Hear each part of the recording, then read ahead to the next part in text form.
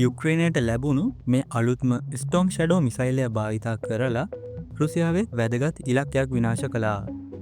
ඒ වගේම මේ මිසයිලයට හැකි වෙලා තියෙනවා රුසියාවේ ආර්ථිකය දරුණු ලෙස බිඳතැවීමටත්. කොහොමද එහෙම වෙන්නේ? අනිත් මිසයිල් වලටත් වඩා ඇයි මේ මිසයිලය මේ තරම් භයානක? හොඳයි, අපි දැන් ඒ ගැන කතා කරමු. එක්සත් රාජධානිය හා ප්‍රංශය කියන නේටෝ සමාජික රටවල් දෙක විසින් මේ මිසයිලය යුක්‍රේනය වෙත ලබා දෙනවා. මේ මිසයිලේ තියෙන ප්‍රධානම වැදගත්කම තමයි මේක ලොංග් රේන්ජ් ක්‍රයිස් මිසයිල්ලයක් වෙනවා. ඒ වගේම මේ මිසයිලට හැකි වෙනවා අධි දුරස්ථ ඉලක්ක වෙත ඍජුවම ප්‍රහාර දියත් කිරීමටත්.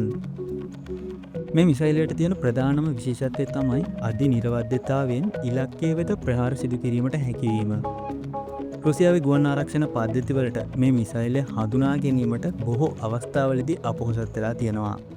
ඒකට හේතුව තමයි මේ මිසයිලය ස්ටීල් තාක්ෂණය භාවිතා කරගෙන තමයි නිෂ්පාදනය කරලා තියෙන්නේ. ඔයාලා හිතන්නේ මේ මිසයිලයට කොපමණ දුරකට ප්‍රහාර දියත් කිරීමට හැකි වෙයි කියලාද? මේ පිළිබඳව ලැබිලා තියෙන සීමිත තොරතුරු අනුව නම් කිලෝමීටර් 250 සිට කිලෝමීටර් 560 දක්වා දුරකට මේ මිසයිලය හරහා ප්‍රහාර දියත් කිරීමට හැකි වෙනවා. මේ මිසයිලයේ වර්හෙඩ් එක කොටස් දෙකකින් සමන්විත වෙනවා. පළමු කොටස හරහා බංකර් ආමඩ් වෙහිකල් වැනි ආරක්ෂාකාරී ස්ථාන සිදුරු කරගෙන ඇතුළු වෙනවා. පසුව ඉලක්කය තුලට ගොස් පිපිරීම සිදු කරනවා. ඒ වගේ තමයි මිසයිලයේ වේගය මැක් 0.8ක් ලෙස තමයි සැලකෙන්නේ. පැයට කිලෝමීටර වලින් ගත්තොත් පැයට කිලෝමීටර් 972.2ක් වෙනවා. 2023 සැප්තැම්බර් මාසේ 22 වන දින යුක්‍රේනය මේ මිසයිලය භාවිතා කරලා රුසියාවේ සෙවස්ටොපෝල්හි පිහිටි ප්‍රධාන හමුදා මූලස්ථානයකට පහර දී විනාශ කරනවා. එදින රුසියාවේ ගුවන් ආරක්ෂණ පද්ධතිවලට මේ මිසයිලය හඳුනා ගැනීමට නොහැකි වෙනවා. ඒ අපි මුලදී කතා කළ ස්ටීල් තාක්ෂණය නිසායි.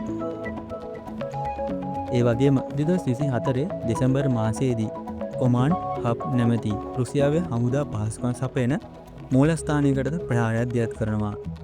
ඒ හරහා රුසියාවේ යුද ප්‍රධානීන් කිහිප දෙනෙක්ද මිය යනවා. ඒ වගේම 2025 දී රුසියාවේ ඉන්ධන ගබඩ හා කාර්මික ස්ථාන රාශියක් විනාශ කර දමනවා.